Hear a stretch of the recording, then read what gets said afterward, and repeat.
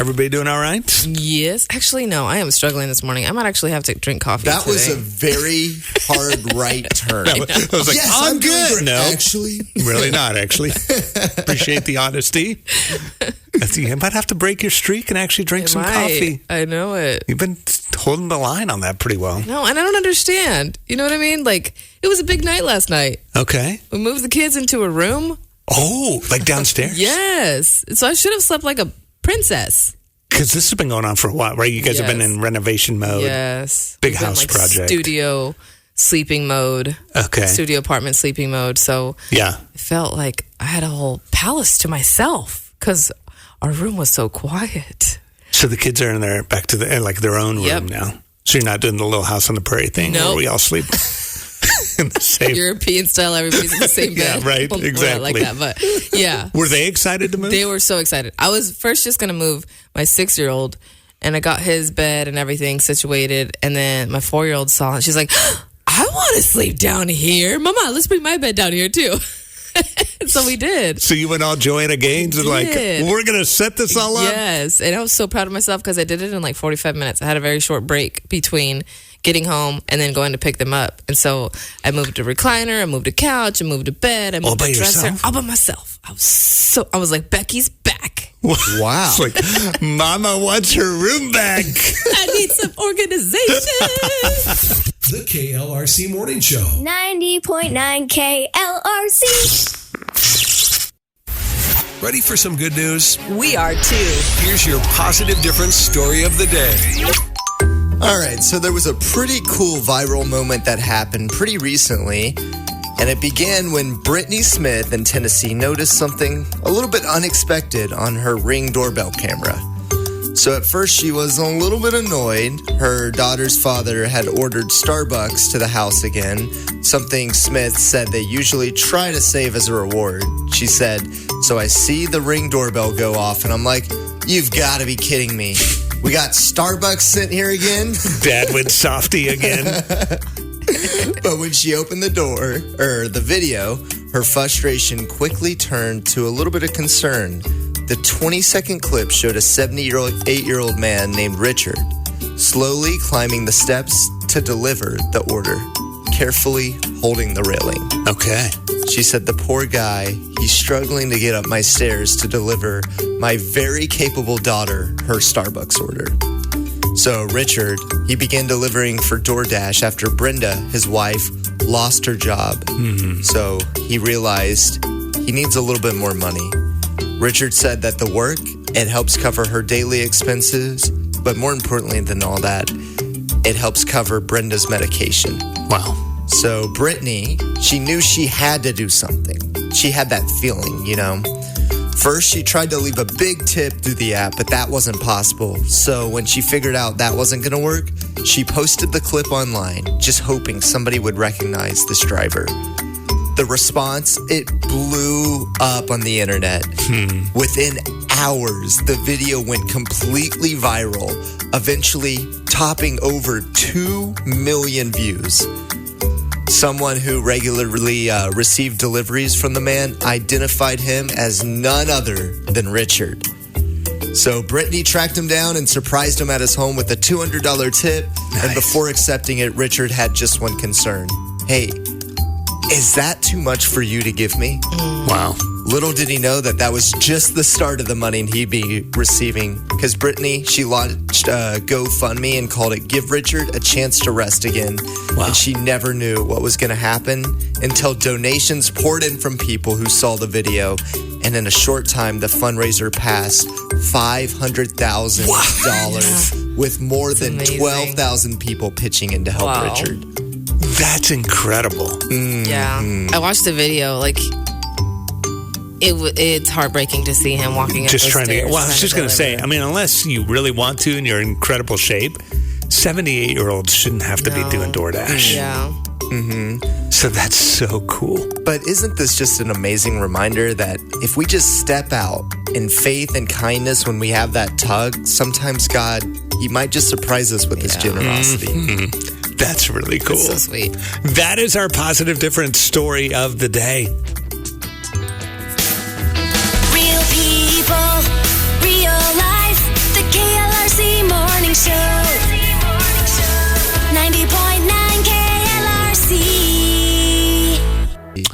Here are 3 things to know as you get ready to start your day today. One of the big headlines this morning at nwahomepage.com, that Arkansas law requiring the 10 Commandments to be displayed in classrooms was declared unconstitutional yesterday in a U.S. District Court for the Western District of Arkansas, the Fayetteville Division. And Northwest Arkansas's National Airport just approved a new incentive program to help attract airlines to 9 high-priority non-stop destinations. So get this. Apparently, they have to incentivize airlines to want to come to our airport. See, I didn't realize. This is probably, I guess, a normal thing. Yeah. So airlines could earn $40,000 each day of the week that they operate flights to San Francisco, Seattle, Boston, and Austin. Okay. And then they're also trying to offer additional flights to San Diego, Sacramento, San Antonio, Raleigh, and Portland. If you could go to any of those, where would you go? Like right now? Yeah. If you had they all of a sudden now had a direct flight. I would go to all of them. It's just a matter of what order. What order you would go through? Yes. Okay. It depends. Do I feel like eating, going on a dinner cruise? Because then I'd go to like San Francisco. Or do I feel like eating pizza? Yep. Because I'd probably go to Boston for that. Or clearly they're going to... Coffee, Seattle. They're going to make up their $40,000 just off of Becky over the next few months. So she'll work out just fine for the airlines, I guess. And international mountain bike racing is returning to Fayetteville as the Walmart U.S. Pro Cup launches the Open Series at Centennial Park. Elite riders, juniors, and amateurs even will compete on the park's 2.9-mile cross-country course on March 18th and March 20th. Friday's short track races feature elite women at 10:30 a.m., followed by elite men at 11 a.m. A friend of mine goes every year. He takes his kids to watch. Oh, really? He said they're amazing. Wow. I'm sure that's really fun. Some of the jumps and stuff that they pull off and the speed that they're going. How do they make that happen, though? It's like during the school day. Well, sometimes people don't feel good. That's interesting. I got this text message from a friend. We're doing this Experiencing God study together. And I shared it yesterday. In fact, I had some listeners even like, hey, can you send me, what was that? Mm-hmm. And the quote was, every God-shaped assignment requires a God-led adjustment. Mm-hmm. And man, I can't stop thinking about it. I keep going back to that text message and looking at it. And I'm like, okay, so every God-shaped assignment, which... if we want to be followers of Jesus, that means, tell me what you want me to do. Yeah. If I'm following, that means you got to give some directions. Requires a God-led adjustment. And I think this is why I keep going back to it, because, I don't like that. Mm-hmm. Is there another way? Just doesn't require alternative adjustments. Routes. Yeah. I was I kind of like predictability, stability. What do you mean? Hard right turn once in a while. Yeah. I think it's really interesting because it takes me back to reflecting on, most of my life, I lived knowing religion, but not having a relationship with Jesus, right? I didn't become a believer until I was 25. And up until that point, I had experienced what it was like to not have that relationship and to not have my North Star being Jesus, me trying to be that North Star, and what a hurdle that was every single time. What a dead end that was every single, and a sinking hole every single time. And so now it's a lot easier for me to succumb to, Lord, this is what you call me to? Okay, let's do it. Whereas I can sense resistance with others, maybe that were raised in a believing home their whole lives because it's just normal. But for me, having lived most of my life not having that guidance, not having, him lighting my path, I'm not going back. Yeah. And I've lived that. I'm not going to live it again. And so it's a lot easier to just be like, Lord, I trust you. Yeah. You got it. That's actually really interesting, especially for those of us who've maybe grown up around things of the church and that kind of thing, to realize and maybe go back to him okay, but God, where did you take me in places I wouldn't have planned and expected? Yeah. And to relish the fact that that would have been otherwise a really bad direction. Exactly. I maybe even would have just missed something really, really good. That's really good.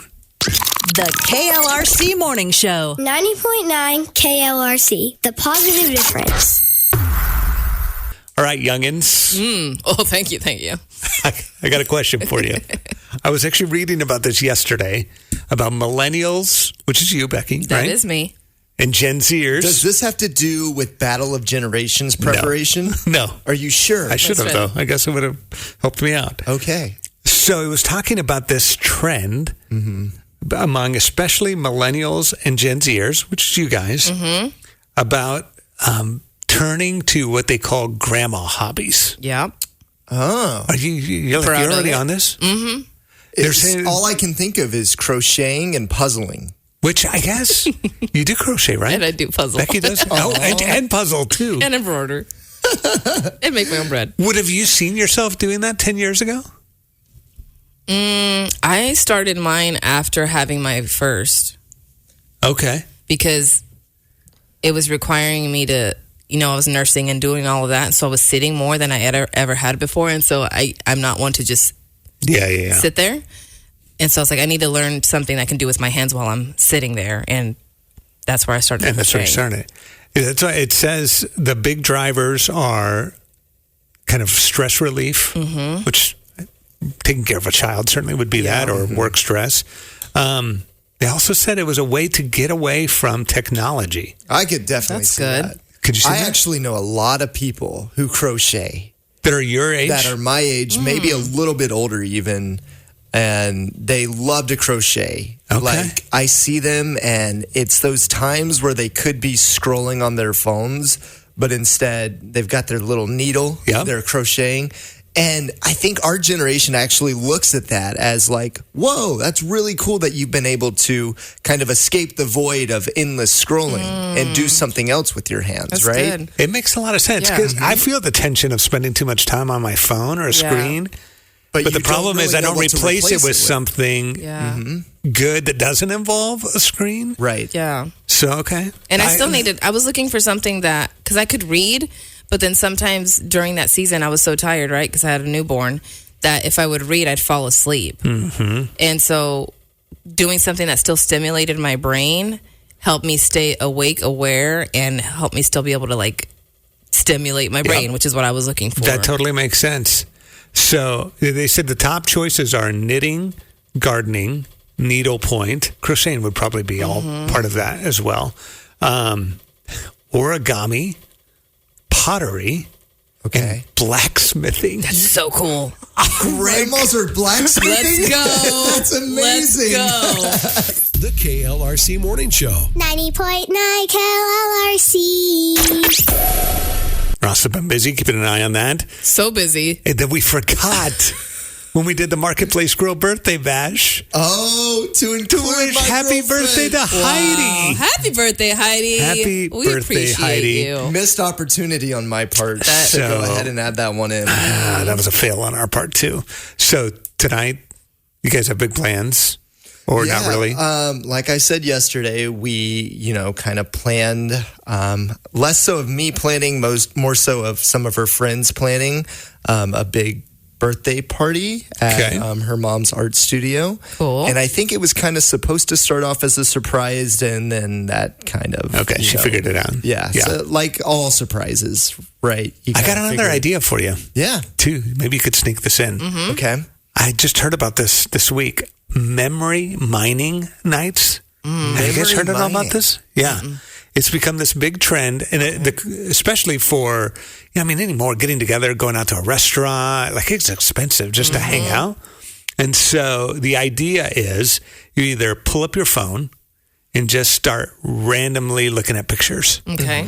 or go through old text messages, or even like a playlists, maybe yeah. songs or whatever. Okay. And I was like, there you go. You and Heidi could do like a little trip down Memory lane over the last year or so. I didn't know it was called memory mining. That's a new one, but we have done that. So I like to clean out my text messages, only have like 5 messages at a time. So I don't have all mine, but she never deletes any text messages. She keeps them all. So we've been able to go back to about a year and a half, 2 years, almost 2 years ago, when we kind of first were communicating, more like a year and a half, and kind of just see where, we started off, and we're like, oh, that text was cute. And we've even gone through and been like, all right, let's rate how good we were at saying sweet things. So, when we first started talking, I would say something and I'm like, nah, that wasn't that good. So you feel like you're getting better? I feel like I'm getting better. Okay. I feel like, I know her better now and I'm able to know the right things to. yeah. Okay, that's pretty cute. cool. Yeah. But this memory mining idea, I think there's something Fun. to that. It's really sweet when I pull up old videos of the kids when they were little, right? Or like show them They love looking at. They each have like a photo book from when they were itty bitty, and they love looking at those pictures. And some of them they don't even recognize themselves. They'll name off a random cousin or a sibling, and it's like, no, silly, that's you. That's so funny. The KLRC Morning Show. 90.9 KLRC. Happy birthday! Let's go! 1, 2, 3, go! HMPPYBRTXDAY. Hey! Happy birthday. Are you there, Ross? I am. I didn't feel like we Ross. got a full effort from Ross He's that time. studying. Okay. I appreciate the studying. I know exactly true. what he's studying, too. All right. Wait, it's time for the Marketplace Grill Birthday Bash. It is Tuesday, March 17th. Happy birthday to Anna Fenley in Springdale. Faith Hamby turned 7 today in Jay, Oklahoma. Michelle Hoyt in Springdale has a birthday too. Kadri Clark turning 17 in Hinesville. And Carla Equivelli. Yes. Pretty good. In pretty. Rogers. Eli Marshall turning 18 in Fayetteville. Happy adult day. Anna Coleman turning 68 in Rogers. And Chipper Helmkamp, 6 years old in Farmington. Okay. Vivian Howard is turning 4 in Springdale today too. And Ashley Stidham has a birthday in Knoll. All right, so the randomizer has picked out a winner for us. We made a little phone call to Rogers, and you're the winner of the Marketplace Grill Birthday Bash. Oh my gosh. Oh, that is so nice. Thank you so much. You are so Yes, welcome. happy birthday, Ann. Happy birthday.